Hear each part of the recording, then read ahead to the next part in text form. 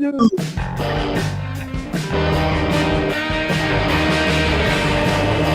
Van Dam! Rob Van Dam! Rob Van Dam!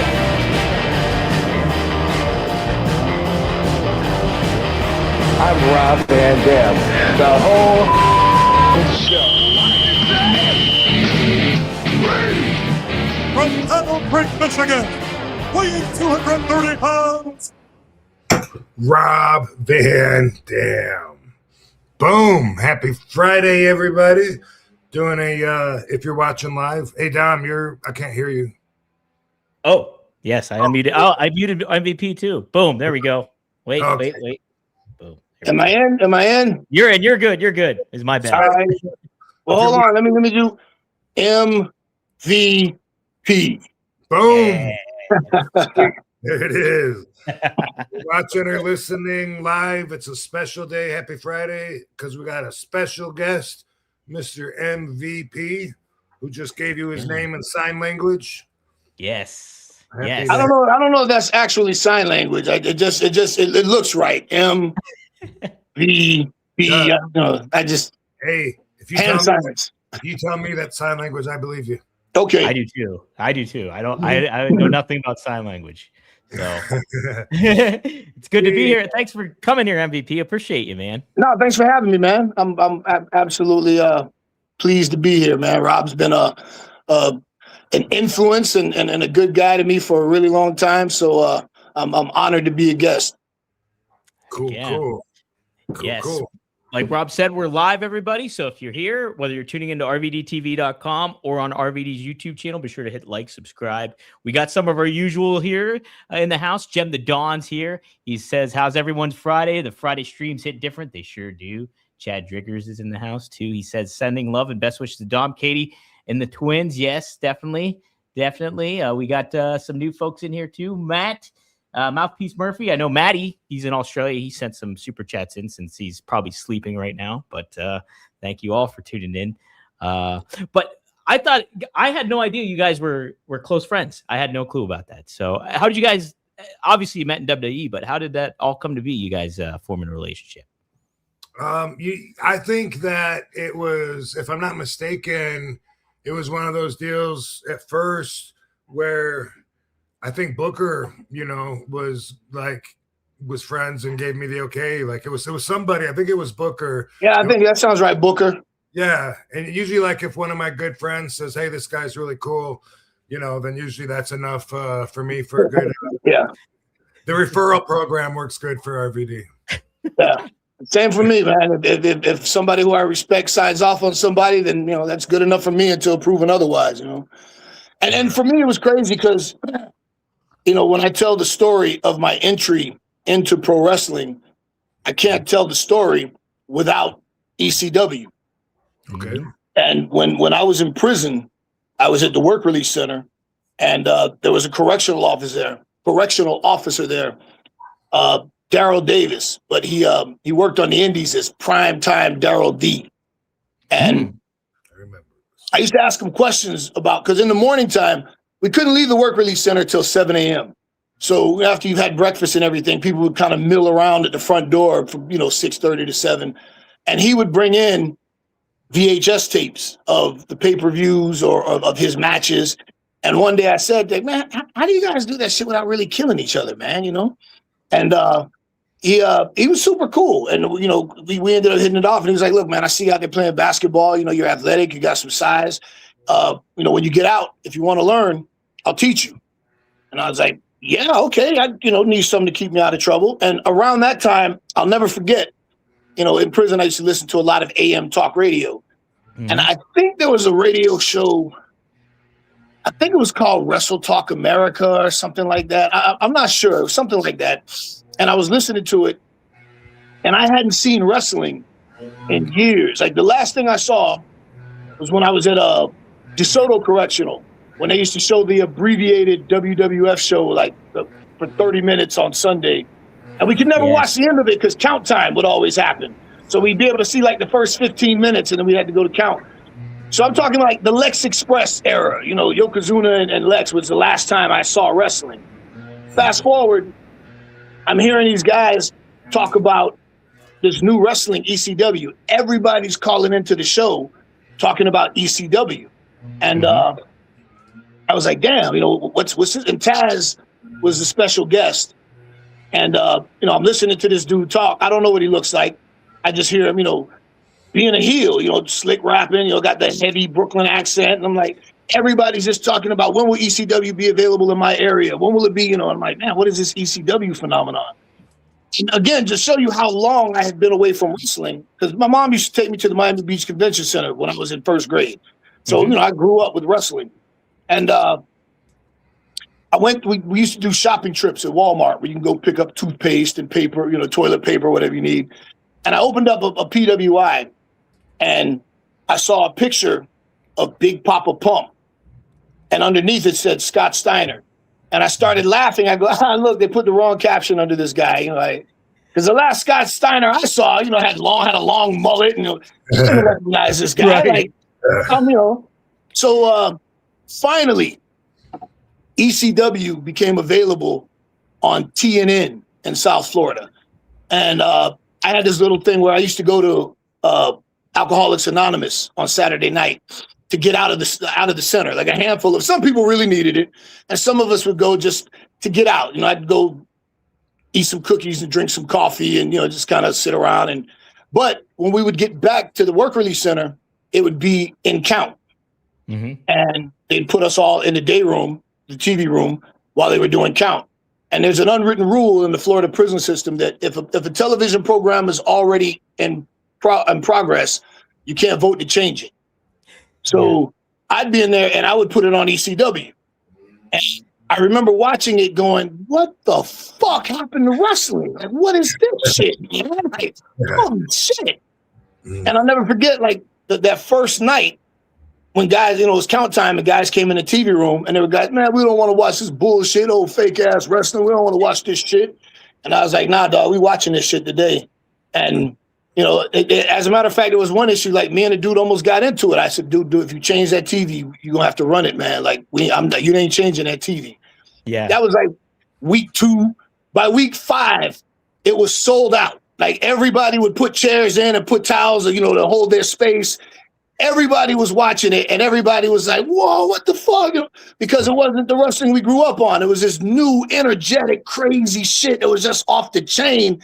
And I remember early on, the guys that caught my attention were, and Sabu and even Lance. Like there's so many of these guys that I was just like, who the fuck are these? These guys are just doing shit I've never seen before on a level I've never seen before. And I was plugged in. And as soon as I came home, I got out July of '99. You couldn't, and I started going to a wrestling school and training, and you couldn't do anything cool without somebody screaming ECW, ECW, ECW. Yeah. And all of us young guys at that point, we're trying to get the crowd to go ECW because that's a sign off like you did some really cool shit. So Rob, and then of course the famous, just Rob's body of work to that point, the match with him and Jerry Lynn, that legendary match, just Rob just stood out as somebody that immediately I went, I fuck with that guy. And then when all the 420 shit, on the cover of High Times, and I'm like, this guy. Speaking of, spark him if you got him. That's right. It's 420 somewhere. It's, I think, somewhere in the Pacific, the Atlantic Ocean. It's 420. So yeah, man, I gotta hit the dispensary, man. I smoked my shit already. I gotta go pick some things up. I'm empty-handed right now. I ate a gummy though. I had one gummy I found in my bag, so at least I got that going for me. Hey, there you and go. I hate it when I find shit in my bag that I don't know is in there because that means I'm not careful. There's been so many times on the road, international even, going through my bag, and I'm like, what the fuck? Well, there's a bag of weed in here. And then I gotta think about like, how long has this been in here? I got this 2 months ago. Yeah. I'm like, I like to think I'm more careful after getting busted over and over and over again. But I'm not all the way careful. I brought weed to Jamaica. That's that's I didn't mean to. I threw it out when I got there. Yeah. Yeah, I've done that a time or two, open up my bag and the same thing, like, how long has it, dude? I don't even know how long this has been here. The different states and countries I've been to, and somehow I never knew. Damn, yeah, that's a big slip. Ooh, man, yeah, I'll tell you what. So MVP, how old were you then? 1999, around that time. Oh man, I was 26. Wow. Okay. Yeah. So yeah. Wow. And so like just that's what a really good time to get into the business too at that age and trying to get your Yeah. I was a late bloomer. Yeah, 26 I started training. Right when I got out. So I was 26 turning 27. Wow. And who'd you train under starting off? So at the time in Miami, Duke the Dumpster Drozy had a wrestling school. And unfortunately he was hardly ever there. But he so the guy who introduced me to the business, who I was talking about Primetime, he was good friends with a guy named Soul Man Alex G. And Soul Man used to be part of the Soul Patrol under what wrestling company was that back in the day? I forgot what it was. But it was Soul Patrol, Soul Man Alex G. And he trained me as a favor to Primetime. Primetime said, "Hey, I got this kid. He's got a huge upside. He wants to train." Primetime started training me in a ring in his sister's backyard at his sister's house, and he ended up having to take that ring down. And then he brought me over to Duke School, introduced me to Alex, and said, "Hey, here's the kid I was telling you about." So I never paid a dime for wrestling school. Fortunately, I was all the South Florida guys saw something in me, and they saw I had potential. And guys like Norman Smiley, Bruno Sassy, Dave Heath, who I was actually Gangrel. I was actually at work release with his little brother, Chris. No way. What? Yeah. So Duke the Dumpster Drozy's wrestling school, but it was Soul Man Alex G, who was my primary trainer. And then, like I said, I was fortunate to have guys like Norman Smiley polish me up, give me those finishing touches because I was a big Japanese wrestling fan. Like my dream was to wrestle in Japan. My goal was to wrestle for the WWE. And I always liked that shoot style. I always liked the serious professional wrestling. I never really liked the ha-ha comedy stuff. So when I approached pro wrestling, the guys that I was a fan of were the guys that, were not so much the hardcore shit, but I like guys that were serious and made the shit look violent, Absolutely. Right. Yeah. You mean like Joey Ryan's dick flip? There's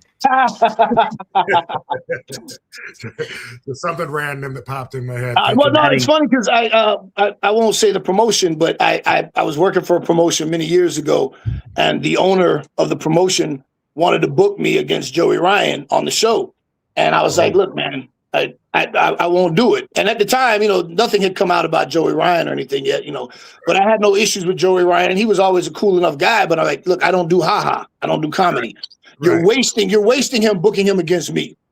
Book him with somebody that's going to do that shit so you can, get the entertainment value out of having him. I'm not grabbing somebody's dick, man, and nobody's grabbing my dick. I don't play that shit.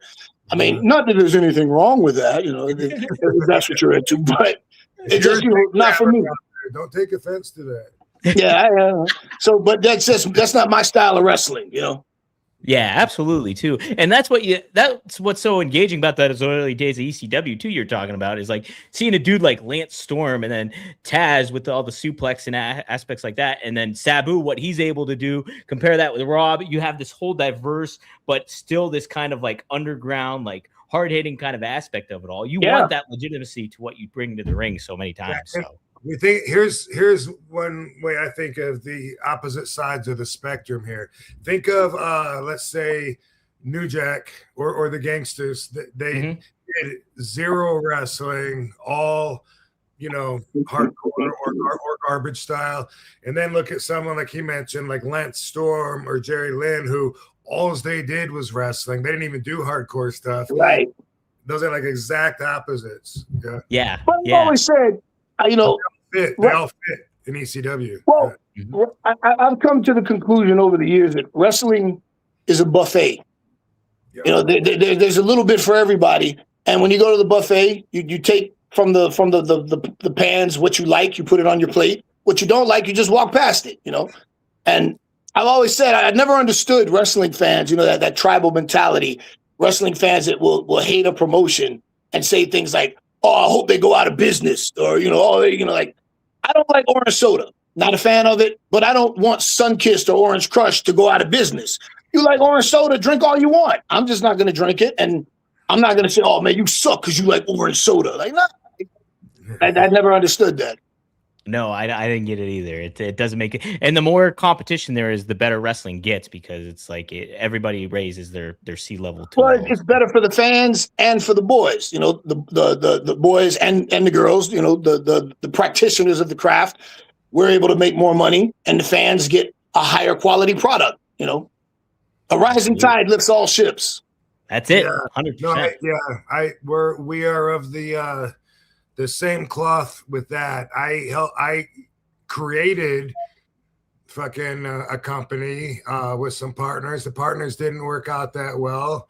Ended up not paying me what they owed me, and I'm like, hey, good luck. At least the boys have a somewhere to work, and that's OW. OW. Only wrestlers, the only wrestlers. Yeah, I don't want anything bad to happen, because at least the boys are desperate too. Because they'll even work for someone like Bad Business Bobby repeatedly when he's already ripped them off, or several people that they know, and the motherfucker doxes the talent when he gets mad at them. And boys don't care. They want to be booked. They want to be in the ring. They want to get the experience and the work. So, fuck it. I wouldn't want to get in the way. Yeah, and I get that, because I used to say all the time, when I was coming up, it used to be so frustrating, because you got these independent bookers who they develop beef with another booker, and then they're like, well, if you work for that guy, you can't work for me. Yeah. And dude, you're all fighting for the same 200 people. You know what I'm saying? Like, all I want to do is have matches and get reps so I can get better. I don't have anything to do with you guys, hating each other. And so now I got to make a choice on who I want to work for. So, because you guys are mad at each other for who knows whatever. But, I understand. I get it, when the younger talent are like, yeah, he screwed me over, but, I still get an opportunity. It sucks, but I get it, Yeah. Where did you kind of learn that, MVP, to kind of like find the balance of that? Like, hey, I want to work for shows and I want to get reps in there and in-ring, work. But at the same time, too, I got to look out for myself and my own betterment of improving who I am. Well, that was early on, the South Florida indie scene, because being in South Florida, it's a peninsula, and I'm from Miami. I'm at the bottom of that peninsula. So it's not like being in the Northeast where, you're 2 or 3 hours from 2 or 3 shows every weekend. If you're in New York, you're right there by Philly, New Jersey, there's all this wrestling going on, and you can stay super busy every weekend. In Florida, you had 1 promotion, 2 promotions in South Florida. Then you had a 1 or 2 promotions in Tampa. Then you had a couple of promotions around the Orlando area, maybe a promotion in Jacksonville. And if, you're only working at that point, I'm only getting booked, if I'm lucky, every weekend, so I'm getting 4 actual matches a month. And then, you get this promoter's mad at that promoter. And now, well, if you work for him, you can't work. Well, you just took a whole 25% of my bookings away because you're mad at this guy for who knows whatever, and it's always some ridiculous petty nonsense.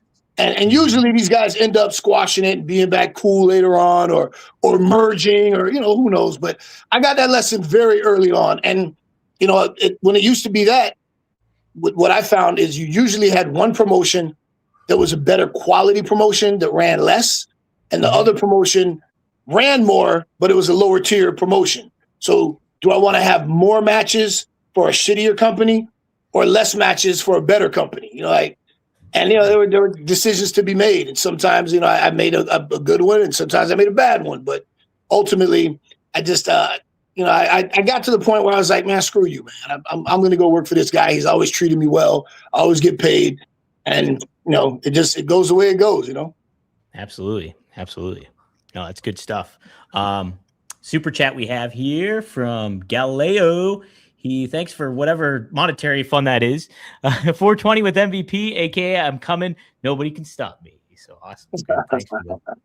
Thanks for that, brother. Devin Dowling with the $5. You are in the raffle. We do have a raffle today. Real quick. 2 cards. Both will have an RVD IOU. One is of MVP right here. So an old school WE looking card there. And then the other one is RVD. So if anybody wins those, you get the RVD IOU where RVD owes you a photo and an autograph if you ever meet him. So, Devin, your super chat said, we heard of the no weed rule WWE used to have and how Randy and Rob would pay the fines. Did MVP get hit while he was there? It's funny. I told this story. I paid enough fines that I could have bought a new car for. And so when that shit first started, like I've been smoking weed since I was like 13, 14 years old, and not that we'd recommend that, kids. No, don't. Me and my son, who's 11 now, we have a deal that he's not allowed to smoke weed until he's at least 16, 17. We'll talk about it at that point, we'll have a conversation about it, but I don't recommend smoking weed at that age. But you could still maybe get contributing to a minor if you were busted smoking with him at 16, 17. No. I said we'll talk about it. Okay. Yeah, we'll have the discussion then. We're not doing anything until he's able, but we'll talk about it because he has questions. He's curious, but my thing, and I told him, I said, no, it's not good for your brain development. I told him, I'm real with my son. I told him all the pluses and I told him all the minuses. And I said, but you're too young. And if I catch you smoking weed, before you're of age, we're going to have a very serious problem. So he gets it. But in my case, I've never, when I came in, pills were still a very big part of pro wrestling. And I was never a pill guy. I never enjoyed the feeling of what do you call it? Opioids. Like, I don't like the queasy stomach. I never liked that. I like to drink. I like to smoke, and that's about it. I've experimented with all kinds of shit, but for me, smoke a joint, have a drink, and I'm good. And initially, when they started the wellness program, I had weed wasn't included. It was just pills and hard shit. And I specifically remember the meeting where Stephanie McMahon said, hey, look, if you test positive, there's no heat. We're adding weed to the list now because all the pill heads were complaining about, well, how come they can smoke pot and we can't take pills, And Stephanie said, hey, look, we're adding weed to the list now, but it's not a suspension. If you test positive, you just pay $1,000 fine and there's no heat with the office, you're good. And I was like, okay. Well, at that point, I was on a rocket ship. I was making more money than I had ever made in my life. And I went to Laurinaitis because I remember Derek Coleman for the New Jersey Nets when I can't remember who the coach was back then, but he had a policy that the team had to travel with a sport coat. That was the travel policy.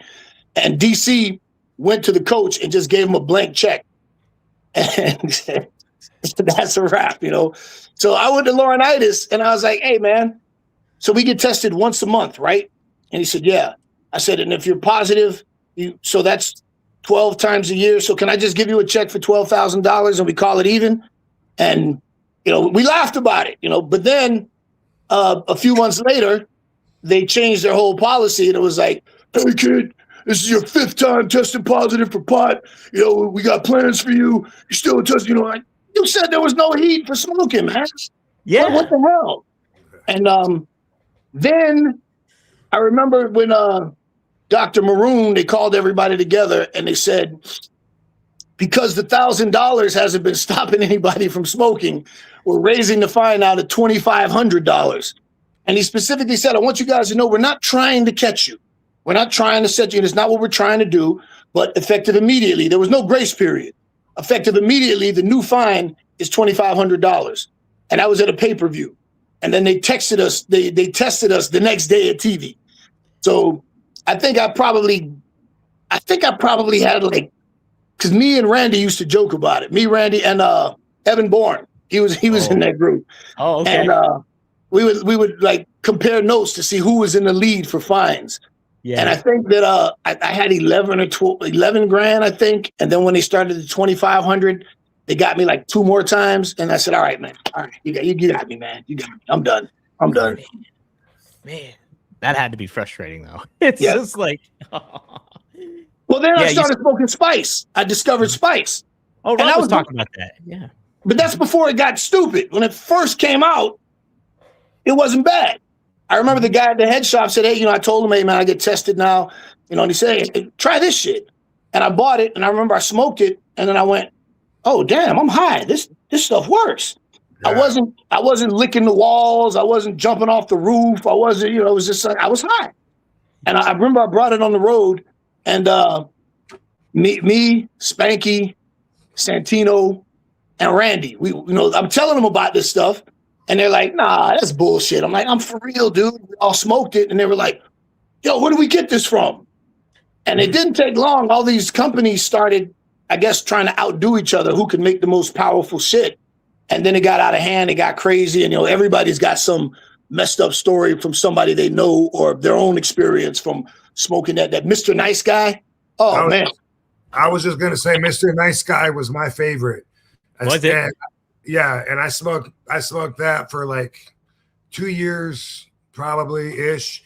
Never ever had a problem. And then one time there was one called Devil's Advocate. Fucked me up. It fucked me up. And I put it away, and maybe a year later or something, I found it. And I said, I want to see if it's just that or were there other factors.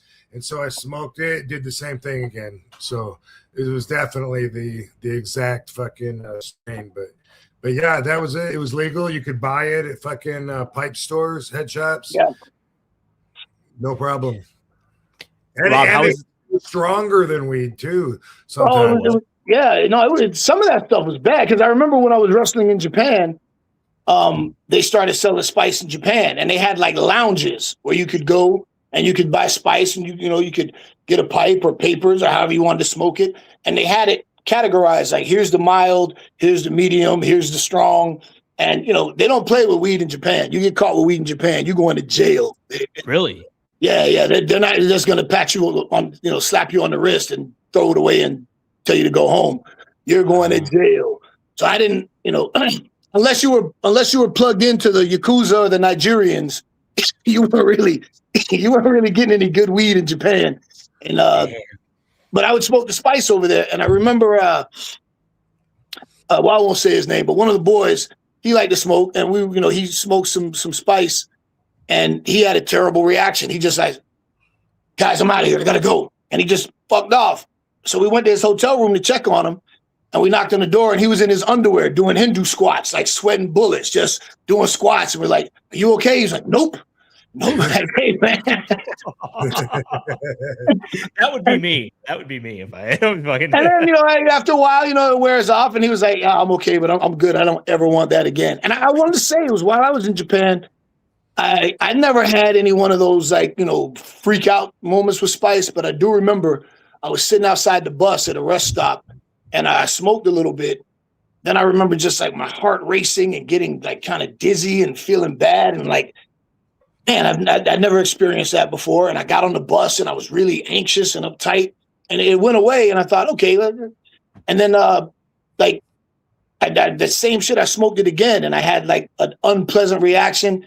And I think that was the time that I just quit smoking spice altogether. I said, nah, I'm done. I'll never smoke this stuff again. Yeah. Ooh, man. I mean, in today's world too, it's just marijuana and weed and everything's been more acceptable. And even in wrestling, it's I think the tie's been loosened a lot, right? So it seems if it was more like that back then, I mean, I could only imagine how better it would be for you guys at that time. And people always talk about how cannabis would have saved so many wrestlers that died of prescription overdoses. Yeah. But also it caused so prohibition does turn people to way more dangerous options. But even that spice, I was just thinking about it, and it was a marshmallow plant. Remember, a marshmallow plant, and they sprayed it with chemicals. Yeah. And that's what we were smoking, and it was so less. And I knew when I was smoking it, it was the less healthy option. Absolutely. But it was, it was just so convenient, and I didn't want to I gotten busted left, right, in the middle so many times. I'm like, dude, I'm going to Florida once every 2 weeks for 2 days. I'm not gonna fuck up and bring weed for that and get in trouble. Yeah. To show you how bad spice actually is, when I got back, I remember they changed, WWE changed the program where if you got caught with, if you tested positive for weed, you got a fine. If you tested positive for spice, you got suspended. That's how serious they realized how bad it was. But for me, it was crazy because, like I said, I want to tell you, man, it was maybe $15,000 that I paid in fines. Then when I came back to WWE as a producer, I walk in the locker room and everyone's sitting around with vape pens. Everyone's just hitting vape pens, and the culture had changed. I'm like, can I get my $15,000 back? Yeah. Can I get my championship belts back? Yeah. Can you get your how about that? Can I have a run again on that that one? Is that all right? MVP, how was it being a producer? How did you like that? It was weird, man, because I had to, I wasn't a producer for long, but initially it was a transition period where I had to learn that even though in my heart and soul I'm one of the boys, now I had to be the office, and I've never been in the office. So, to make a point, when we were in there in my first weekend on the road, everybody's like, P, what's up? And a bunch of these guys, like the Usos, they call me Unc because, I knew them when they were kids before they got signed, when they moved to Houston to live with Umaga while they were training at Booker's. And, now they're on the road and they're stars and they're doing their thing. And I walk into the locker room and, I'm a producer, and two things happened that kind of threw me for a loop. Number one of them handed me the vape pen, and instinctively I just hit it. I'm like, oh shit, I can't do that, And I remember a handful of the guys were late. I think like Sami Zayn and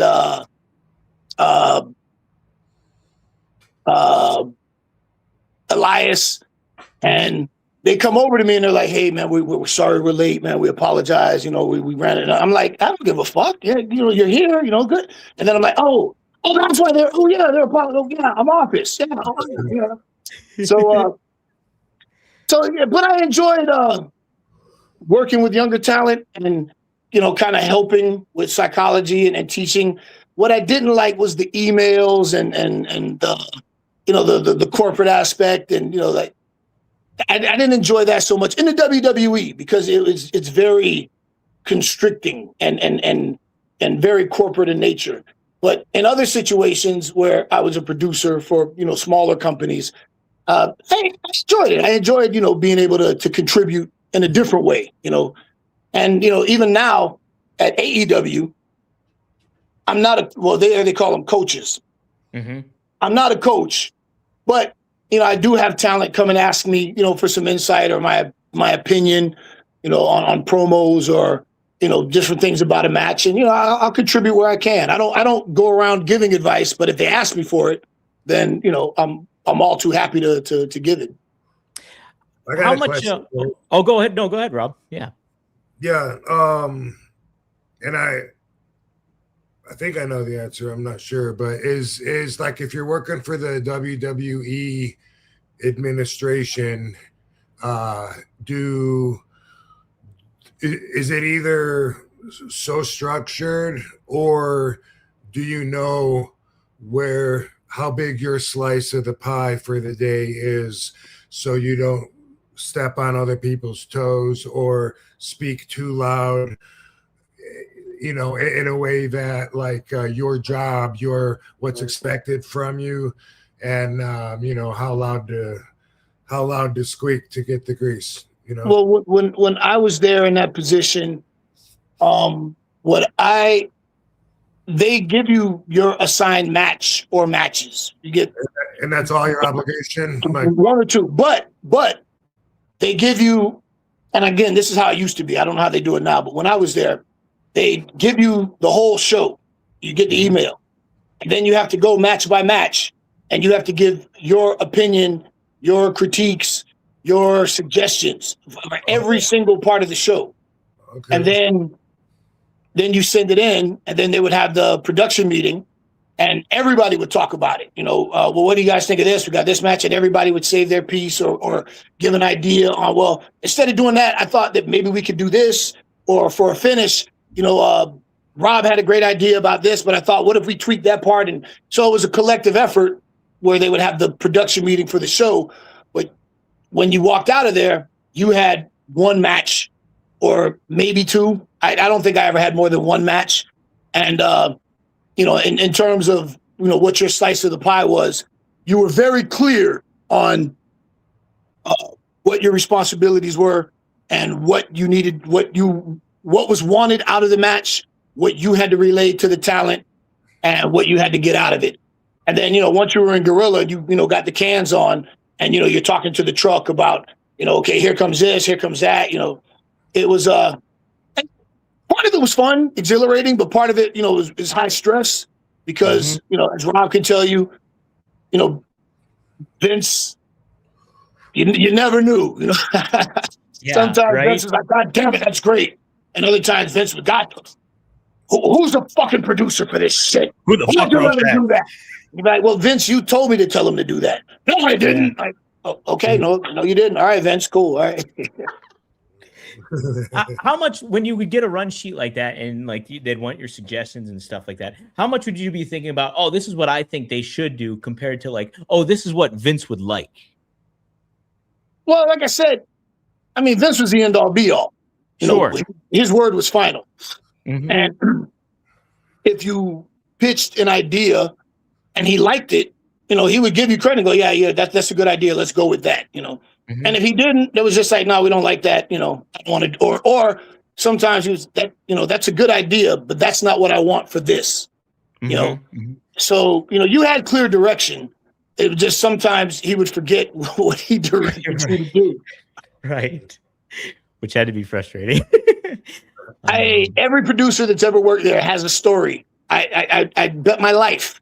Anyone who has ever been a producer can tell you a story where Vince clearly told them to do something and they did what they were told. And then Vince would forget that he told them to do that and cuss them out for doing what he told them to do.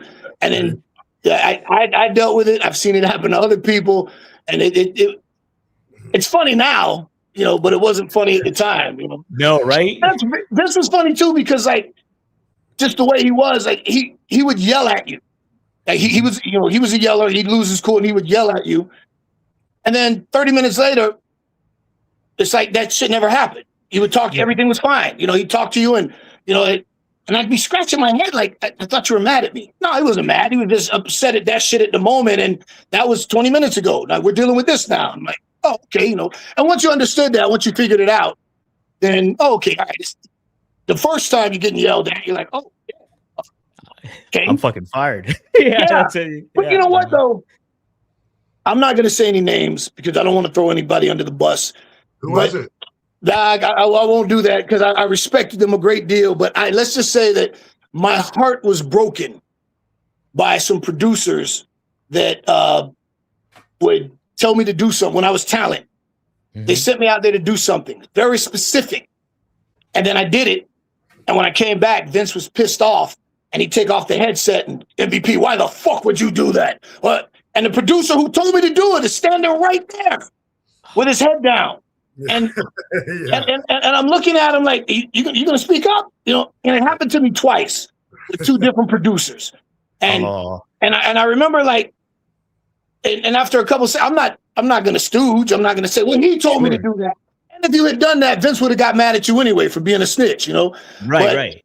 I just, then I looked over and, he's looking at the ground. I'm like, you know what, Vince, you're right. That was a dumbass idea. That was really stupid, Vince. I'm sorry that I did something so dumb, And then, afterwards, because this was back in the old day, Rob, you remember when you had to go up the steps for Raw, it was like in that second level. And, we came down the steps and they, all right, guys, that's on me, my bad. And why the fuck did you say that shit up there? Because they were scared to lose their job. And, right. These are guys that were in their, later in their years. And at this stage of life, if they're not working in the wrestling business, and I don't say this to be dismissive, but with they're selling cars or selling insurance or something, or it's so it was a bad catch-22 for them to be in, worried about losing their job. But at the same time, it was like, damn, dude, I don't believe that Vince would fire you for making a bad call in that situation. The Vince that I knew, if anything, he'd be mad at the moment, but then afterwards, I think he would respect you for stepping up and saying, that was on me. Look, I did that. Won't happen again. So. Yeah, that was me. Rob, did your mentor, Terry Taylor, ever do that to you as a producer? I'll tell that story. So tell me, have you heard this story, MVP? So many in my mind is everything he's saying. Like I've seen it so many times, even way back to when the whole original Mr. Monday Night angle with the invasion in '97, when that came to a boil, because I thought I was there for ECW's betterment to get them over on WWE's stage. And then all of a sudden I find out that 97 or 07? No, 97. We did an invasion. Yeah, we did an invasion in '97 where ECW came in on WWE. I wrestled Jeff Hardy, Too Cold Scorpio. Okay, see, I wasn't out yet. I didn't get out till '99, so I missed that. Okay, all right. Yeah. This is right before. So, but I'm there. But so Paul is telling me and anyone else who's with me, we don't know how long this is going to last. Watch your back. They don't want us here. As soon as you smell something funny, say the word, boom, we're gone. We're out of here. And then like after a few weeks in, now they want me to, I've been beating their guys, which is incredible because I'm there as an outsider. Mm-hmm. And it's great for ECW. And then all of a sudden they want me to do a job to one of their guys. And I'm teaming now with Lawler against two of their guys and headbangers. And I'm just like, I don't understand what's going on or whatever. Anyway, yeah, because you haven't heard this, MV, so I'm telling you. But anyway, it came to a point where I went to Paul and I was like, Paul, this doesn't really feel right. What do you think? And he's like, you want to go? Let's go. I'll get my bag right now. We're out the back door. And I was like, I'm asking you for advice. And the boom, boom, boom, boom, boom, boom. And he's like, just say the word. And I was like, fuck, man, I don't feel like I should do that. And so we went to the office. This is the first time that I talked to Vince after I'd already been there on the, 4 or 5 times, whatever. And then and I'm telling Vince, I don't understand where my direction is going and how that's helping ECW. You know what I mean? Like, I'm not a WWE wrestler. I'm here as Mr. Monday Night from ECW, and it seems like that's fading away. You're talking about it less. And he said, well, Rob, I wouldn't have had you on my television if I didn't plan on you staying here in the WWF. And I was like, what? I had no idea. Didn't even think that was even talked about anywhere. And I turned around and looked, and Paul's over there talking. I can't remember if it was Bruce or Jim. I think it was Bruce and Paul, and they both did that look you're talking about where they look down, they both looked down at the ground. And I'm looking at them, and Vince is like, I see you as being a baby face long-term, an aggressive baby face. And I was like, and I kept looking over at Paul, and him and Bruce would just like be looking down, talk. Anyway, point is, there's so many times, but the Terry Taylor thing is just he was in WWE as a agent for a little while, and it seemed from my perspective as if he decided in his search for validity that RVD would be a good project, because I was coming late, I was going out smoking in my car and whatever, and so like one day we're down by the ringside talking about the match that we're going to have. And Terry's saying, they want to roll Lance in and it's like a 6-man, and Lance, what he gets rolled in, can I like boom cover him when he gets rolled in and steal the pin, some shit? Sure, I can do that. I go out and I'm smoking, and when I come back in, it started at the fucking door. Like the first guy that I saw is like, "Hey, Terry Taylor's looking for you," and I'm like, "Oh, okay," and I'm like, "That's weird. I just talked to him like a little bit ago," and I keep walking, and then the next guy, Tony Gurria, "Hey, Terry Taylor's looking for you," and I'm like, "Okay, fuck," and I keep walking, and then Michael Hayes, "Hey, have you seen Terry Taylor? He's looking for you," and everywhere, like I keep walking, everybody's telling me Terry, Taylor, and I'm like, fuck, and then I go out, and then Terry's in the gym so everyone can see him, and he's being very animated with his body expressions. "Rob, where have you been? Like I've been looking for you. Like we want to know, like if he could boom and rolls in, can you like cover him like boom, like soon as he gets in?" And I'm looking at him, and I'm like, "Yes, I can do that." And we just talked about it like a couple hours ago or something. And he goes, "Oh. Then why am I telling you now?" I said, "I think you're trying to seek validation like most of the agents do and trying to look busy." Yeah. And so at that, and then I went and I left and I went to everybody, every agent, everyone. "Hey, have you seen Terry Taylor? Tell him I'm looking for him." Tell him I'm looking for you, Terry.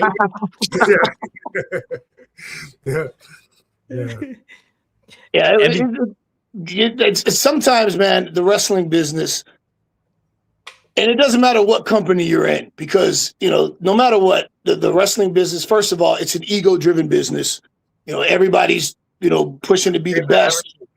Yeah, everybody wants to be number one. Sorry to interrupt, but totally, I'm glad you're hearing this from somebody else besides just me. He's gonna say what I say every week, every promo. Your agenda is to say I'm the best. No one can beat me. This is why. Yeah. And I've always appreciated, I'm honest sometimes to a fault, to my detriment, and I've got a reputation for being a guy that doesn't bite his tongue, and that's worked for me, but it's also worked against me, because you're never ever going to hear about me talking shit about behind somebody's back. Or I always wanted to get ahead by showing how good I am, by showing what I can contribute, by showing, hey, I'm a talent that should be elevated. I never wanted to get over by putting somebody else under or burying somebody. And sadly, it doesn't matter what company you're at. It's a very Game of Thrones type business. There's all kinds of subplots and backroom meetings and this clan against this clan and who everybody's vying for the throne, and then you got those people that are just like, "Hey man, I'm here to be the absolute best that I can be. I'm going to do the best that I can do, and leave me out of all that other shit." Who have you found to had the best mentality like that overall, like in the business that you kind of ran into? Oh man, there's a lot of guys through the years that were like that weren't the manipulators, if you will. And Rob's a shining example of that. Like I'd never heard about Rob. I always say, I love to say that my reputation speaks for itself. There's nobody anywhere in the business that's ever going to tell you MVP was talking behind your back. Because if I say it about you, I'll say it to you. And if somebody comes and says, "Hey, MVP, did you say this about me?" "Yeah, I said it." Or, "No, I didn't say that. Who told you that? Let's go see them right now." So through the years, the guys that I knew that were like that, were, like I said, guys like Rob. I've never known Booker to be like that. What? I hate to say it, but the cool guys. Just to simplify it, the cool guys. Probably why we are attracted to each other. With a similar vibe. But I would say you're not going to hear anybody say that RVD is full of shit. But Bad Business Bobby he'll tell you because he's already gone out and said that. So I got one bad Yelp review so far in my life. Nah, you know, one of the things that I love about Rob, it's become mythical, folkloric in the business. Mm-hmm. Pick a hand. Oh yeah. Pick a hand. It gets brought the up. respect that I have for that, you know. Yeah, Pick a right. hand. You know, I got nothing but respect for people who conduct themselves that way, you know. But what a good way to handle it too. Go ahead, Rob. Yeah. Yeah. Let me just say this because back to what we're talking about because I was thinking about this, doing some inner searching and shit and writing stuff down, and I think that that people that are attracted to me or my image to them is the same reason that other people are turned off by me, and that's the fact that I'm not afraid to have an unpopular opinion. And that's something that on this show I talked about so much around the Roger Jackson incident. The whole fucking internet mark community had torches, you know, and we're storming the fucking castle because somebody had a different opinion than them, when in fact, I probably didn't. But I just wasn't afraid to say I can see that how that led to that, you know. And anyway, it's not being afraid to have an unpopular opinion is something that a lot of people, it gives a lot of people reason to not be real because they are afraid of it right there. Yeah. And it's funny because when all that went down, you know, I never met Roger, but I've met Quentin Jackson a few times. And he was always super cool. And for a while, like early on in the Pride days, he was one of my favorite fighters. Like I loved that dude. Yeah. And I remember when we were in Canada and I was hanging out with Tommy Dreamer when he fought Chuck Liddell. And I was in the bar with all my Canadian money, taking all the bets I could because like I'm a Chuck Liddell fan. I like Chuck Liddell, but I just knew that Rampage was going to beat Chuck. And I had all that Canadian Monopoly money in the bar. But so, you know, I was a little biased, but I also had been through the system when I was a juvenile and, you know, they put me into the adult system. So I kind of have an idea of how the system works. And I heard, and I was reading all of these people talking about it, you know, attempted murder, and he should go to prison for the rest of his life. And I said, that's not how the system works. A lot of you are going to be real disappointed when this ends up with him with probation. And, you know, maybe house arrest or something. And I didn't say it publicly. I didn't address it. But I was just like, yeah, okay. Like you said, they're carrying the torches. Everybody's out for his head. And, you know, by law, what he did was not attempted murder. You know, by law. Your opinion, your feelings may feel like it was attempted murder, but by law, that wasn't attempted murder. But I didn't say anything about it except, you know, in small circles. But I saw, you know, the mob and I'm like, yeah, assault. Battery, you know, but that wasn't attempted murder. And I think the case was finally, you know, the disposition of the case was that he got probation. And I was like, yeah, that's what was going to happen. I knew that's what was going to happen in that situation. Now, so he's not locked up. I thought he was. No. He got. I think he got maybe. I don't know if he got like some kind of home, you know, the band or something. But I know he got probation. Now, what's going to happen in civil court? That's different. You know, I don't know if this dude's going to go after him and sue him. And, you know, that's a whole nother conversation, you know, how much money it might cost him. But in terms of him going to prison for the rest of his life, like some people were saying, like, no, man, no, that's not going to happen. So I get where you're coming from. Apparently, yeah, you're right, MVP. He took like a plea deal. I'm looking here. He will pay $81,000 in restitution. Yeah, for 2 years of formal and serve 2 years of formal probation. So that's what he's got for him. Mm-hmm. So see, look, I just covered it. I said, you know, some kind of civil shit where he's going to have to pay a lot of money and probation.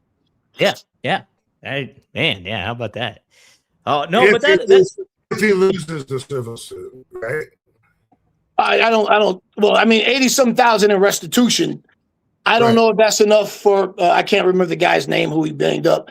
I don't know if that's enough for that guy to go, hey, I'm good, we're done, or if he's going to go further, because that was his adjudication, his restitution. That's probably going to be based on his people that advised him. If enough people say, dude, this money's yours, go get it. Yeah. You know, just like when you get divorced and the bitch is listening to all their friends, like, no, you should definitely fucking yeah. Yeah. But the restitution goes back to not into the system, but goes back to the victim. It depends on the circumstances. Like restitution, if you damage the property and there was $5,000 in damages, that restitution goes to the person. So in the restitution, I don't know if that was for his hospital bills. If he had 80 grand in hospital bills or something like that, if that's what that's for. So it would go. Was it Psycho Stu? Is that what the guy's name was? That's it, Psycho Stu. Yeah. So I don't know if that goes to him for his medical bills and whatnot. But in a civil case, that's where he sues Raja for pain and suffering or whatever the case may be. And in that, I don't see. I'm not a legal expert. I just have experience with the system. I don't see a way that he wins that. For example, OJ beat the case that he murdered somebody, but he was found civilly liable for like $30 million or something. So, and that money goes directly to the victims. Wow. Yeah. Yeah. How about that? Are you saying that you think that Raja's response to Stu hitting him on the head was disproportionate to the attack? I'm just joking.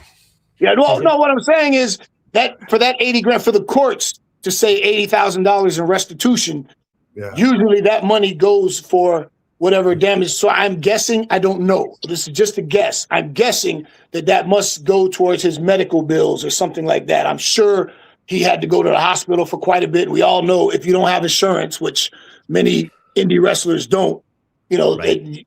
That's a fuck ton of money to have to pay, so that's probably for the damage that was done in him, his care and treatment after. Now, whatever, if he does pursue it civilly, then, whatever he's going to get would be like, for his pain and suffering, loss of wages, that kind of shit. So. Yeah. Right. Yeah. That's interesting. Hope you're healing up, Stu. Yeah. Hope all's good. Yeah. I haven't heard an update on him at all. So. Yeah, absolutely. We'll have to touch base with, oh my gosh, who was it we had on the show here, Rob? What's it? Oh my God, why am I blanking on his name? Was it Katie? No, not Katie. The guy that saved him. The guy that saved him. Why am I blanking on his name? Saved who? Saved Psycho Stu. Remember he came in. Doug Mallow. Yeah, Doug Mallow. Mm-hmm. I'll have to follow up with him and see what's up. Cool. We did get a couple super stickers. I'll enter you in Gamer Play Game. I found out she lives exactly like a mile away from me, literally a mile away from me. How about that? And she won the prize. Yeah. So I'm going to bike your prize down to you, actually, Gamer Girl. How about that? Yeah. Hey, by the way, I saw in the chat room, Jen the Don wants to know, are there any good wrestling schools near Vegas area? And FSW, Future Stars of Wrestling, has been there forever. That's the main one that has the connections. Everybody uses his ring when they're in town and want to work out, whatever. Boom, boom, boom. There's a couple more. I think Arya Davari just opened the school too, didn't he? Yes, I did hear that. I don't have the info on that. Yeah, I don't have the info, but Arya Davari, for those of you that don't know, is Dara Davari, Sean Davari, his little brother. And I've actually done a show once for FSW, and they let me use their ring one time when I was out there for the IBJJF World Championships, just to get a little workout. So I got a lot of respect for FSW. They treated me well, but Sean and Dara Davari. Arya Davari, those are two guys that really know the game, man. They know ball. I respect them both for their minds and their ability. So that's another option as well. Absolutely. Yeah, and I think there might be one more, but I don't have the info on that from Beast. Maybe there was a guy named Beast that had a school in the mall, and I think that moved. But anyway, at FSW, FYI, dude's name is Joe DeFalco that you want to talk to. Good luck. There you go. Heck yeah. And yeah, to MVP, your point, Arya is great. He's obviously a good wrestler, but he hasn't got to showcase a lot of his personality and charisma, and he's got a lot of that too. And I think he does. I like him a lot, man. It's funny because, his older brother is a good friend of mine. And, now that we're at AEW together, it's funny, like hanging out with my friend's little brother periodically, who's a cool ass kid, so it runs in the family, because they're both really cool dudes. Absolutely. Somebody was asking in the chat, who do you liked working for better, Vince or Tony? I want to pitch it to you in this way. Like, what's the differences that you like between Vince and Tony?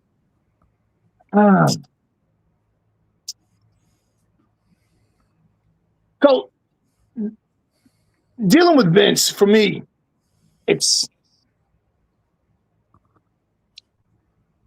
I have to say this, like Vince, remember, when I was 16, I went to prison for armed robbery, and I did 9.5 years. And when I got out, society wouldn't give me an opportunity to earn minimum wage because I was a convicted felon. You got to check the box. Have you ever been convicted of a felony? So I couldn't earn minimum wage in most cases because nobody would hire me. But I served my time, and I paid my debt to society as the social contract is supposed to go. And Vince McMahon gave me an opportunity to become a star, and a significant amount of television time that was given to me, and I got an opportunity to social redemption. Because if not for MVP and WWE, I'd still be number 190197, just an ex-convict. So Vince gave me a chance. I'll say that my relationship with Vince, was a very professional one. He and I never got to be really close. My second go round, that was the first time he gave me his number, and we actually would speak, because the Hurt Business thing was real hot during the pandemic. Yeah. So, my feelings for Vince are kind of complicated, because, I can't sign off on a lot of the shit that, he's known for having done, or he's accused of having done, whether he did it or not. I don't know. That's for the course to decide. But I do know that WWE would always talk about being a family. We're a family. And then, a week before Christmas, you get cut. Right.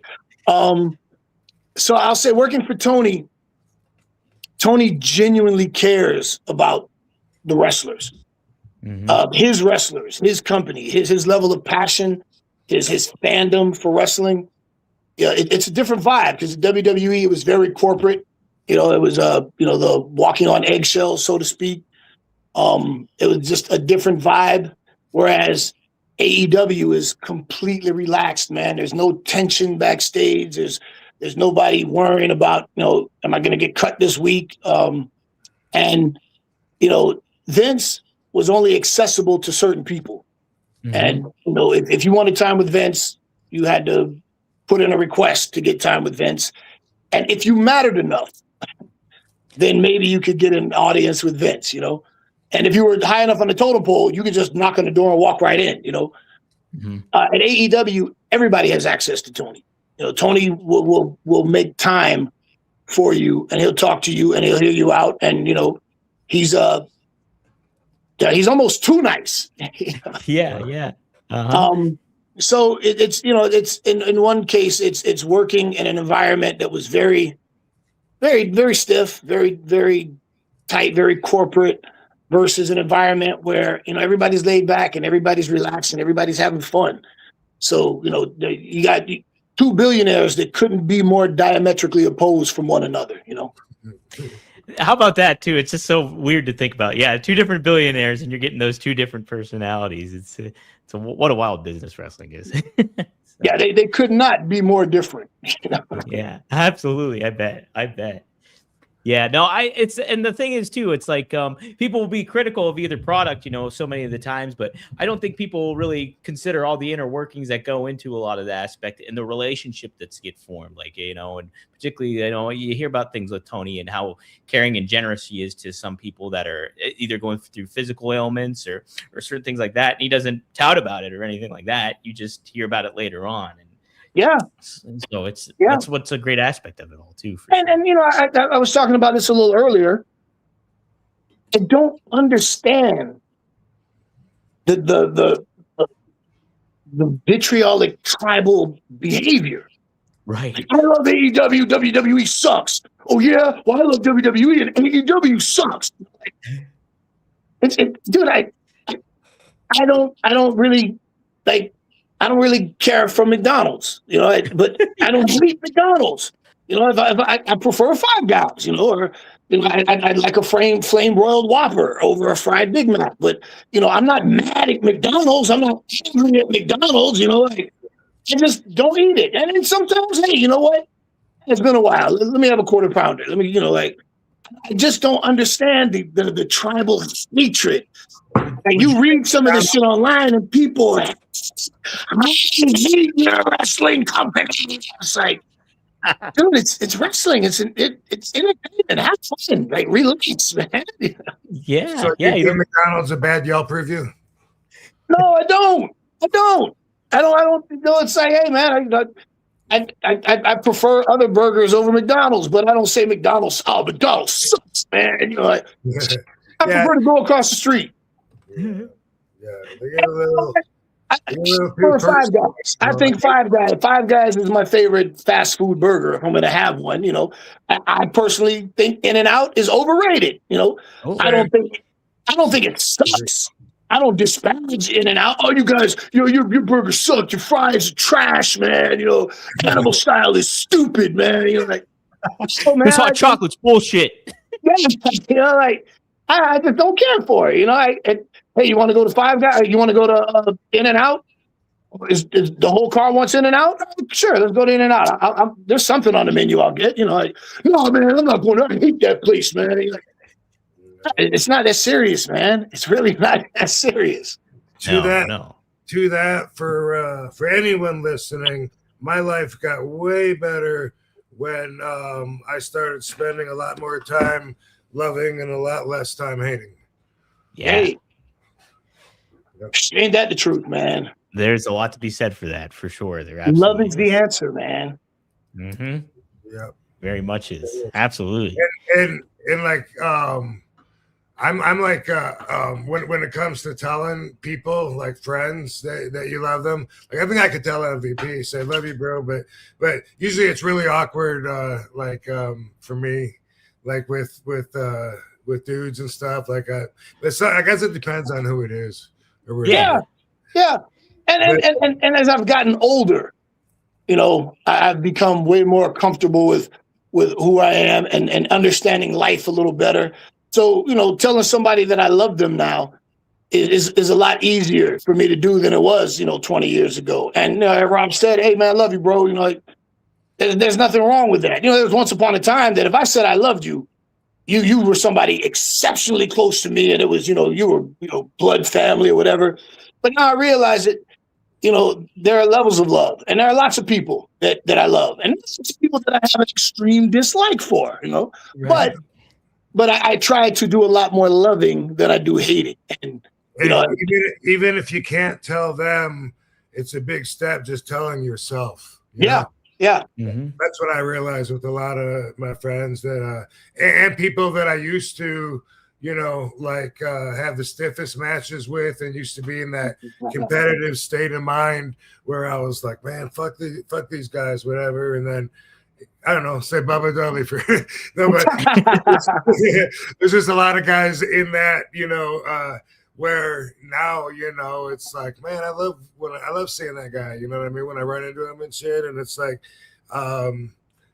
telling yourself that and realizing that just it causes you to vibrate in a higher frequency, and it attracts more love to you. And that may sound I don't know what it sounds like, but it's true. So less time hating, because otherwise that attracts negative shit to you.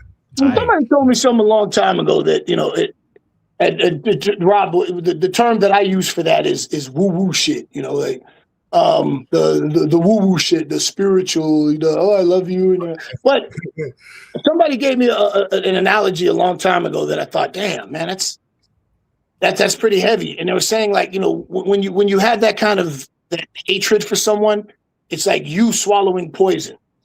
Yeah. To hurt somebody else. You're carrying that.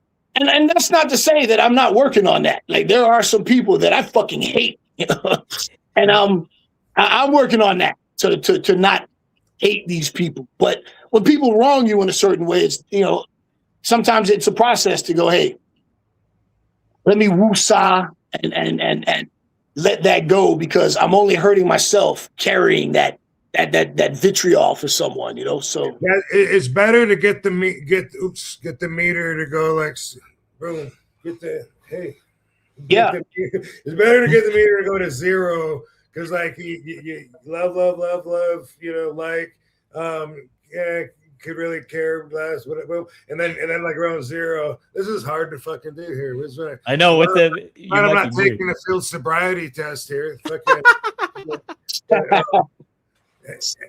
Anyway, you get it to go to zero, because when you think about hating, it's actually like spending extra energy past not giving a fuck, And there's people that I used to hate, and then I think, well, would I go out of my way to wish something bad would happen to them? No, fuck no. Do I even care? No, I don't even care anymore. So I got it, so then eventually you get to where you don't harbor any feelings much at all for them, and you can still label it as hate just for communication and making it so people understand and be like, oh yeah, I hate that fucker. But inside, you can change it. My ex-wife taught me a long time ago something that was pretty profound. She said, the opposite of love is not hate. The opposite of love is indifference. Ooh, yes. Okay. Ooh, and I was like, whoa. Yeah, because I like that a lot. When you hate, you're still very, very heavily emotionally invested.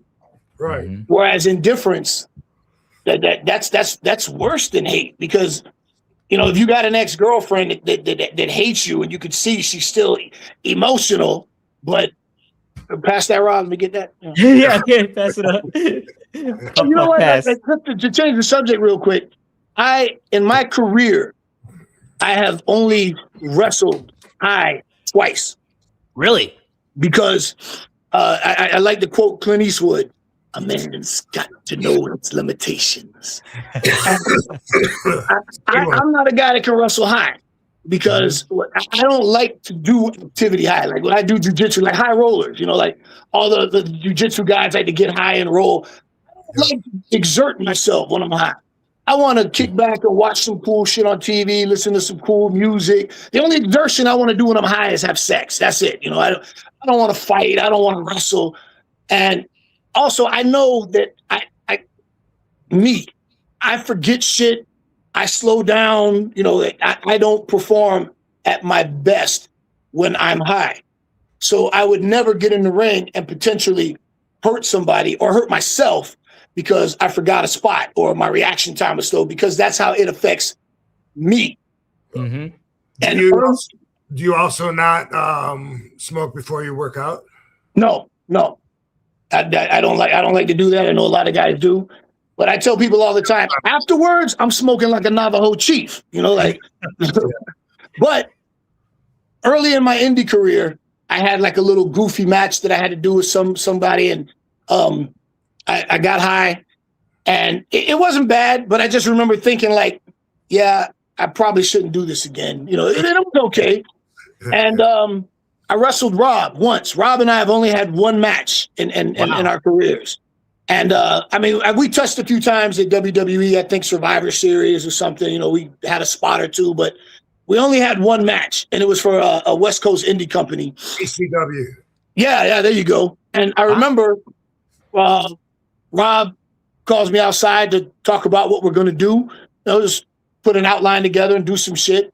And he said, "Hey man, you want to hit this?" I'm like, "Nah, Rob, I don't." And I felt kind of embarrassed to tell Rob, like, "Yeah, I don't really like to smoke before I wrestle." And Rob's like, "It's me, bro." And I was like, "All right, fuck it, Rob. But you got to carry me, man. If I fuck up, I'm gonna need you." And man, I was higher than giraffe pussy, man. I remember fucking. And we had a good match. I think I forgot something, and Rob covered it for me, and everything was fine. But I was like, okay, that Rob is probably the only person that I would feel safe wrestling high. That would be comfortable in a situation wrestling high, because I'd just be like, "What are we doing now, Rob? I can't remember. I forgot." If anybody gets better, it's RVD. Where'd you get higher than draft pussy from? Because Bruce Jingles acts like he wrote that shit. No, man. Who did I hear say that first? I think I heard Baby Bash say that first. That motherfucker, I'm calling him out. You call him Bruce Jingles? Right here, Bruce, yeah. That Bruce Jingles is a buddy of mine. I like Bruce, but Bruce was not the first person I heard say that. The first person I think I heard say that was Baby Bash. Okay. How about that? Baby Bash likes to say, "Don't panic, it's organic." Okay. Well, I think that if somebody uses a joke on stage, that implies that they wrote it. So, I haven't had the conversation with them about it. I didn't know anyone else said it till just now. So, the higher than giraffe pussy, I don't consider that a joke. I consider that saying, because but that thing Bash is the first. Was that? It works on stage for him. He says it, and then people pop. Yeah. Well, cooler than a polar bear's toenails, or whatever the colloquialisms. I don't know who said it first, but everybody says it. So, I don't think Bruce was the first person to say it, but I think that's one of those community things that everybody has access to, and nobody can really take credit for inventing that term. Yeah. I'm going to use that in my everyday conversation at Whole Foods now too. Yeah, he's gonna say, "Excuse me, miss, can you get that box of soup down? It's higher than a draft pussy." Higher than a draft pussy, ma'am. Thanks. I can't reach those apples. MVP, I can't let you go without talking about what is your top favorite Steely Dan album going on? Oh man. You see, the problem is, and then just for your fans, for your viewers, I've seen Steely Dan 11 times. Holy shit, that's great. Great. The only band that I've seen close to Steely Dan is Fishbone. I think I've seen Fishbone like 8 or 9 times. Mm-hmm. I think I've seen Agnostic Front like 6 times. But Steely Dan is probably the band I've seen the most, and I love their music. And they had a run, man, with Gaucho, Asia. Groucho Marx. What's that? Groucho Marx. Yes. Not Groucho. Gaucho. Oh. Gaucho. Who is the Gaucho, amigo? Why is he standing in your spangled leather poncho? Oh, that's a great tune. And your elevator shoes. Audacious cowboys such as yourself will never be welcome here. High above the Custard Dome. Yeah. Yeah, I love it. Rest in peace, Sabu. Yes. Yeah, it's the Royal Scam is it's tough, man. It depends on what day. It's the Royal Scam, Gaucho, and Asia are my that's my trifecta of and it just depends on what day, man, because those are my 3 favorite Steely Dan albums. And then Donald Fagen, his solo stuff. The Nightfly. Nightfly is amazing. The Nightfly is one of my all-time favorite albums. I'm a huge fan. Man, me too. Big time. I grew up. They're my all-time favorite band. So I only got to see them once. I saw them once in Philly in 2013, and that was it. So I saw them in Philly at the Met for my birthday a few years ago. Wow. And yeah, it was super cool. And I love telling this story because at the time, I was in the elevator and I was with my ex-girlfriend, Loving an elevator.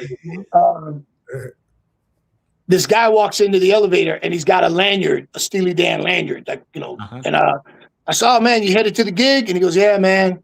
And I'm like, cool. I said, what do you do? And he goes, I play drums. And I went, Keith Carlock? And he goes, yeah. And I'm like, oh, man. Oh, dude, listen, man. And then I start gushing, like, man, the first time I saw you live, I was in Redmond, Washington, and you guys played Asia, and then you did Steve Gadd's drum solo, and then then I caught myself, and I'm like, oh, dude, I'm sorry, man. I don't get to be a fan that often, It's usually the other way around. And my ex-girlfriend, she was like, I wish I had a camera, because I've never seen you like that in my life.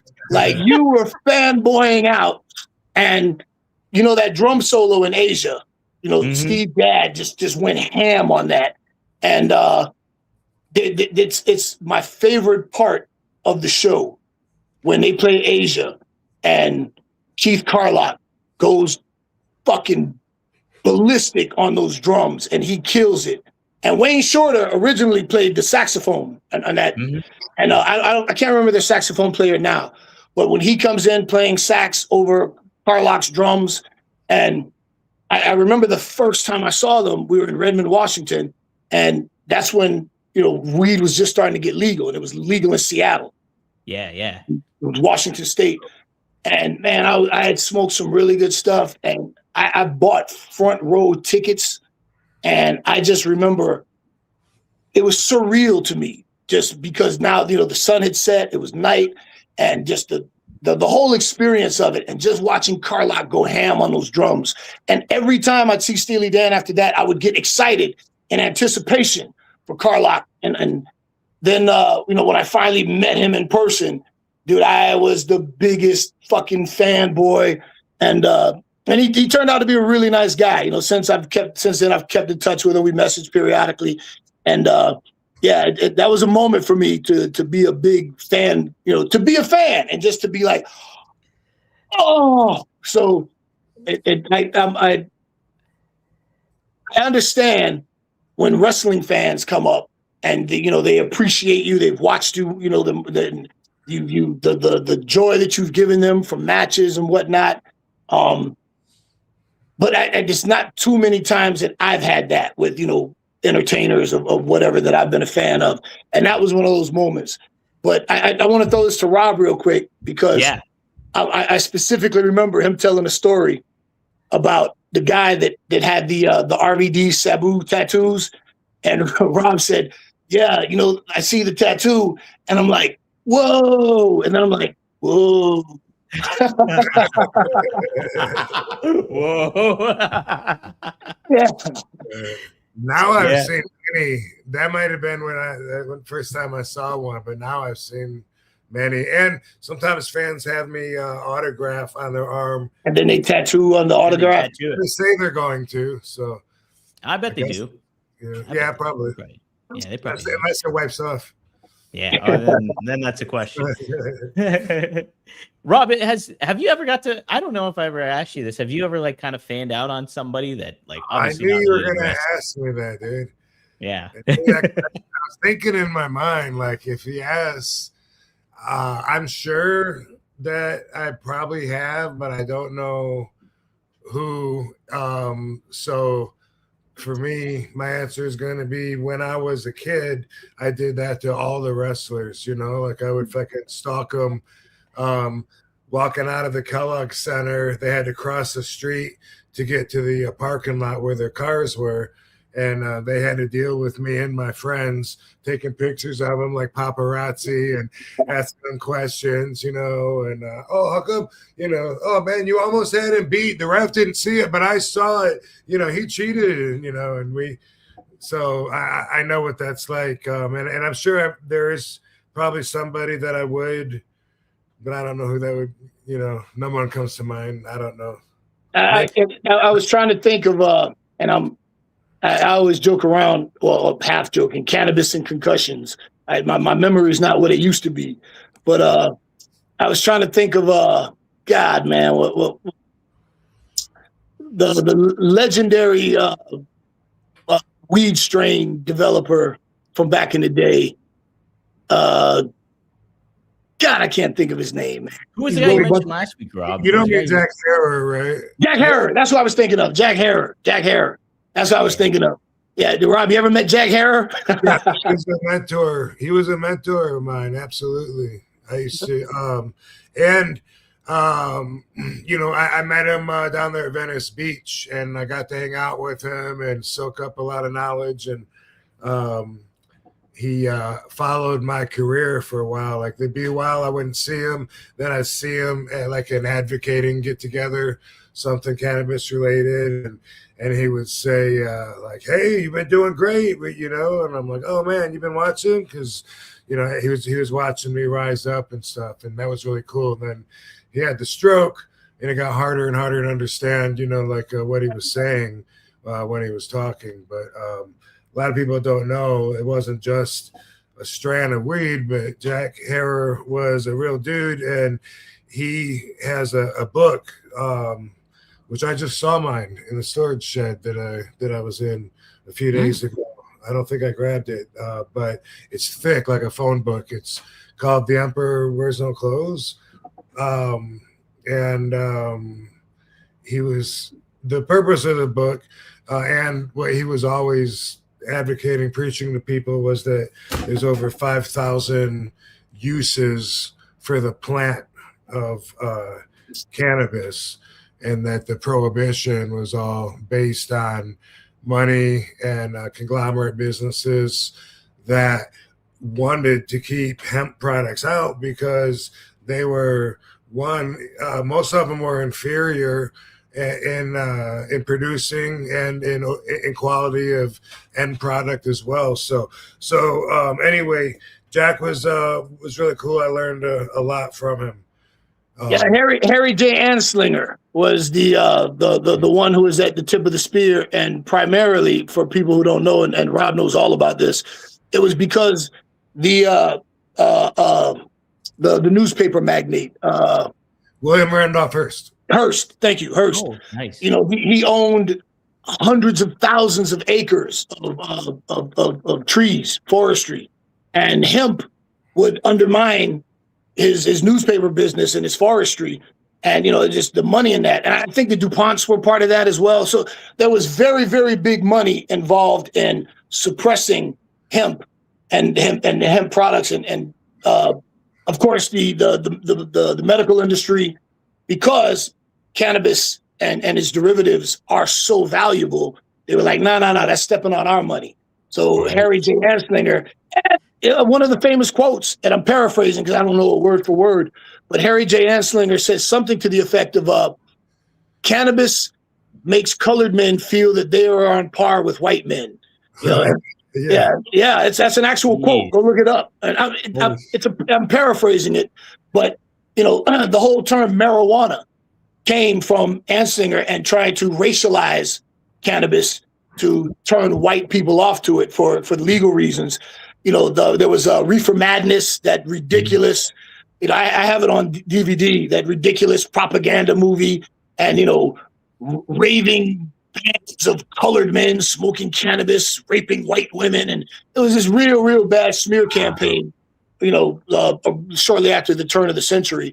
And that's why cannabis is still to this day just now turning the corner on legalization and mainstream acceptance. Wow. It was a concerted corporate effort. So he came up with the term marijuana and all that stuff just to kind of like give people a different impression of it all. Yeah. To put a racist bent on it to people, jazz musicians would smoke reefers, and just some of the filth that you read saying about they give these reefers to white women and make them impure because then white women want to be with colored people, and just horrible shit of the time. And Rob will tell you he's read all this, he knows. Yeah, and by the way, this is a great time to be coming out with my line of cannabis products, which I'm launching right now. We're like we did like a soft launch where over the next 3 months, well, it's almost fucking June now, but anyway, over the summer, there's a multi-state rollout plan that I can't necessarily detail, like which states and when, but you'll hear me promoting it, talking about it a lot, because we have a real professional team that includes a publicity department, which, as a matter of fact, they actually reached out to MVP before I did. Yeah. Oh, I had to hit up Rob. Hey, are these people for real? Do they really represent you? Like, how about that? well, Rob, once you get that off the ground, man, make sure I got a care package, man, so I can help cross promote, man. Well, yeah. Let me tell you, it's going to be THC products as well as CBD, as well as Delta 9, and it's going to be, gummies, flour, pre-roll, drinks, all kinds of shit, merchandise as well. But what he just showed you, RVD420.com. It might just say coming soon. Still, right now they said so.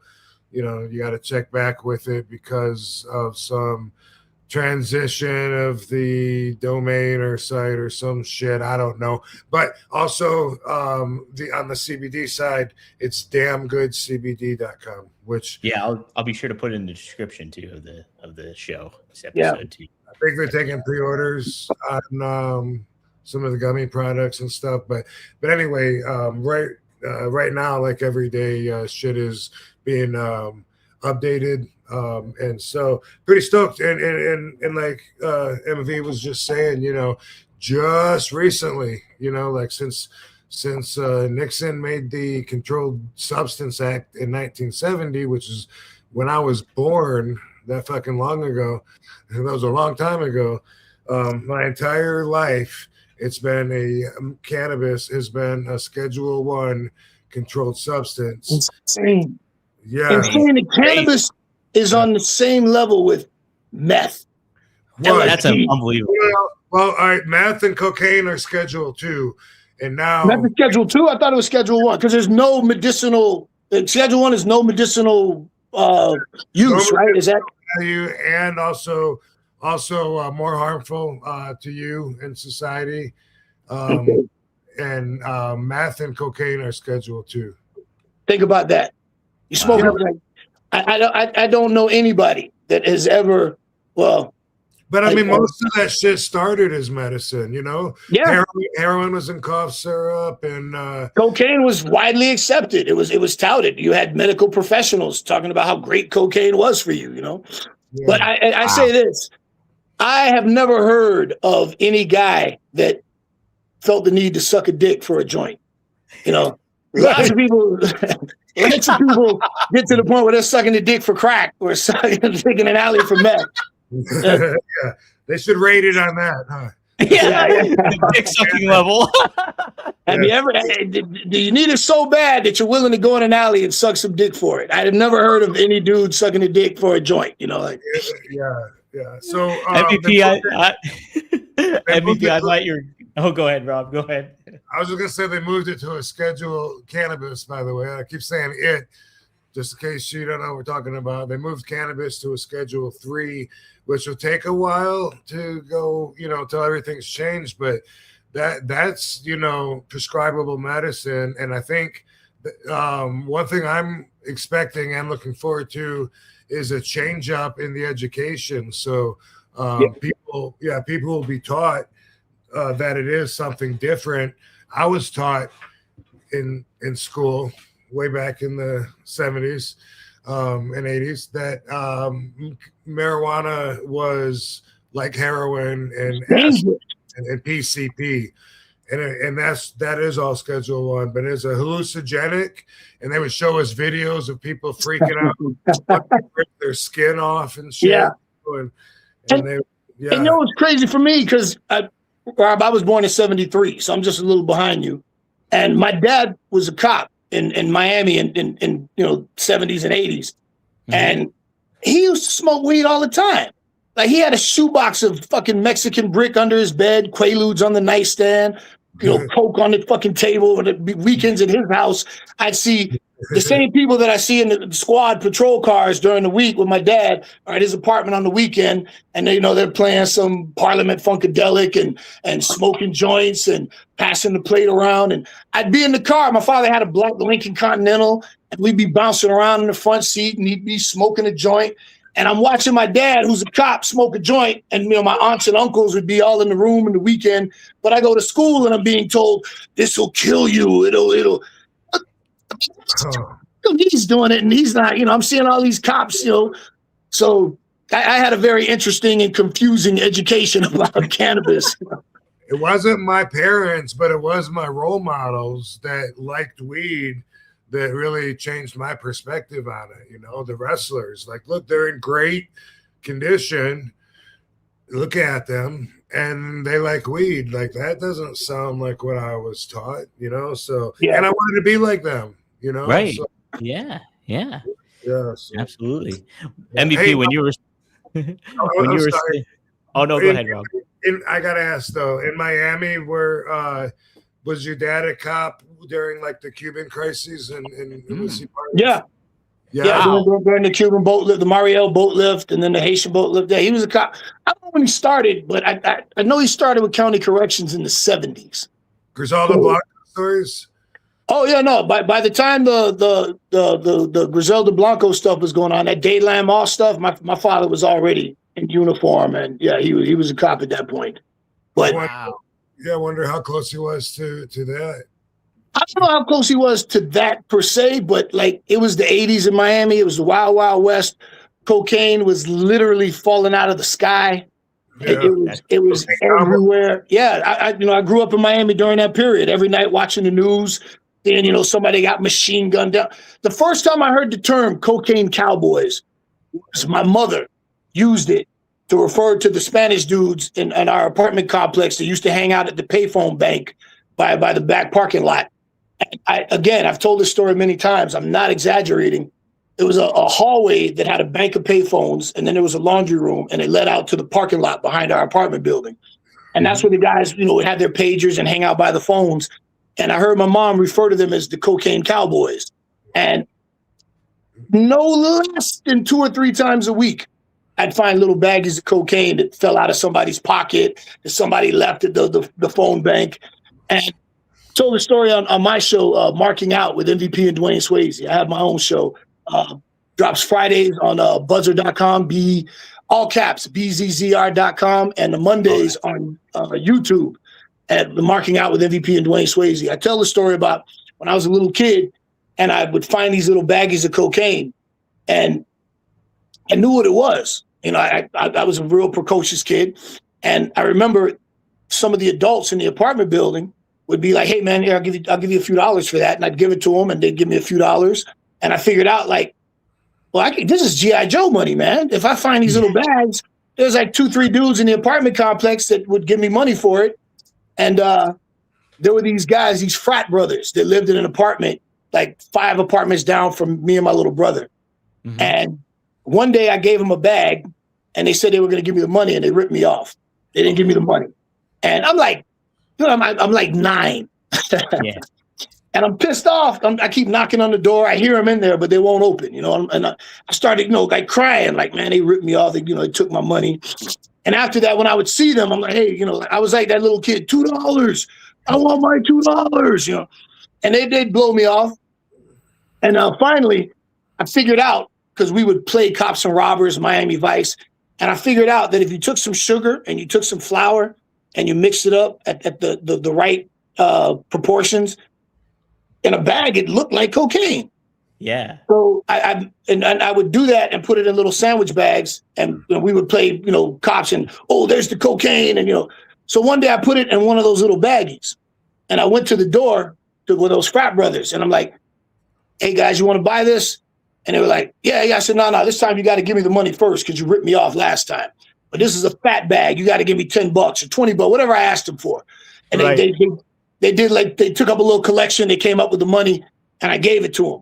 And me and my little brother were laughing, and we split the money. And then later on, I remember the one guy. He was real tall, bald headed, like shredded, and he was nice, but I used to be kind of scared of him just because of how he looked, you know. But he used to fuck with me a little bit playfully, and he came up to me, and I was scared, like I thought he was gonna do something to me. And he goes, "Y'all some badass little kids, man. Y'all some badass little kids." I'm like, wait a minute.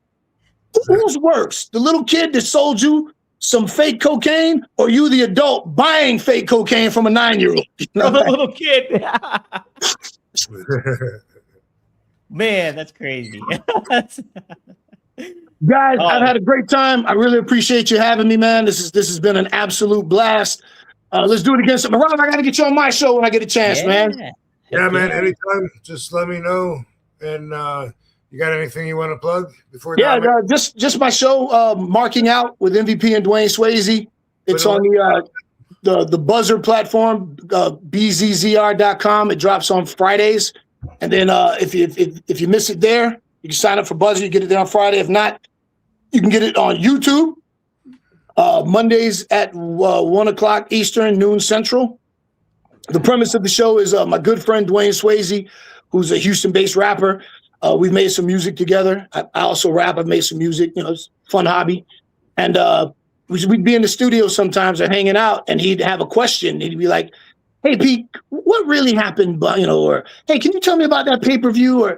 And one day I was like, "Dude, this is a show, man. You know, like you sit in the seat, and the fans live vicariously through you. And you know, it's not a guest-based show, but we have guests sometimes. I've never wanted to be a slave to the guest, as I'm sure you guys know how that works. You know? Yeah, absolutely. It's good to have finding the balance. Yeah. Yeah. So when we have a guest, it's fun, but you know, we don't rely on a guest. And Dwayne asks questions about wrestling, and I give him my insight or my opinion based on my over 20 years of experience. I've worked everywhere. I've worked every major company. I've worked there at one point or another. You know, you worked with Chris Benoit in the rain in Mexico. You remember that one, man? Yeah. That was like Paradise Alley, man. Wow. Yeah, I was amazed. It was amazing to watch. Yeah, that one I'll never forget. You know? It was outside, and the rain was just pouring. And no, it was inside. But it was so many holes in the roof. It was like a bullfighting ring or some shit. A tent or something with holes. Yeah, right? And there was so many holes in it, like the rain was coming through, like there was no roof. Jeez, that's wild. Anyway, the lighting and everything, like he's talking about, made it look like a movie. And I have a photo. I have a photo, and it's framed. And it like you were saying, the lighting in the rain, me and Benoit are like forehead to forehead, you know, in that moment. And man, I want to say Lil Nate caught it. I believe it was him. But Charles Robinson. And it's a perfect photo. You can see the rain, you can see the lighting, and we're like, you know, head to head, you know, wow, man, that's one of the most amazing matches of my career, because Steve Kern was still an agent. And at that time, that Mexico tour was right before WrestleMania. Mm-hmm. And he said, "Guys, go out there, give us a few minutes. Don't get hurt. You guys got a WrestleMania match coming up. Don't get hurt." So it wasn't long, but man, the ring was wet. It was one for the ages, man. Man, that's amazing. So yeah, I've had a lot of experience. I've been everywhere. I've done almost everything, and I get to talk about it on my show. And so far, fans seem to like it. And if you like wrestling conversation, real talk, join us on Marking Out with MVP and Dwayne Swayze on YouTube. Hell yeah. I'll put the links in the description and in our YouTube and our podcast. Please and thank you. Yeah, absolutely. 100%. Hey, real quick, we had a quick super chat for you too, MVP. Rip Shot, who does great stuff. Who would win in a fight? This is a tough one. Shelton or Bobby? It's not that tough. If you ask me who would win in an amateur wrestling match, that would be a tough one. But if you ask me who would win in a fight, Bobby is a trained MMA fighter. Shelton is not a trained fighter. Shelton is one of the most phenomenal athletes I've ever met in my life. Shelton would dump virtually anybody on their head almost effortlessly. But Shelton's never trained to fight. Bobby has. And Bobby has 19 MMA fights to his credit.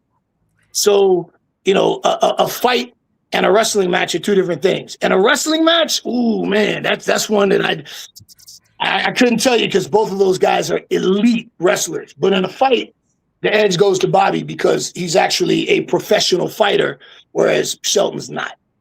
Yeah, it'd be like two Marvel Avengers turning on each other. Yeah, that would be. It'd be Iron Man and Captain America. Iron Man. Yeah. Right. 100%. Then somebody had a quick comment to MVP. Love your wrestling style, Rob. I super baked and went to Blueberry Hill. It was great. Thanks to Vegas. Next month, excited to get some family here. Yeah, Blueberry Hill's amazing. Wow. Thank you very much. I appreciate that, man. Thanks. Yeah, absolutely. Cool. And then finally, we got Seth, who does our theme music. You heard the theme music at the beginning there, MVP. That's the guy. He says, RVD low-key has some best memory recall around without Herb. Maybe it has to do with being able to listen better than he doesn't power talk everybody like I do. By the way, I'm looking forward to RVD 420. So nice. I appreciate that. Okay. MVP, appreciate you too, man. This was great. Yeah. Thanks, guys. I had fun, man. Let's do it again. Cool. Absolutely. Cool. Love you. I don't feel weird saying it.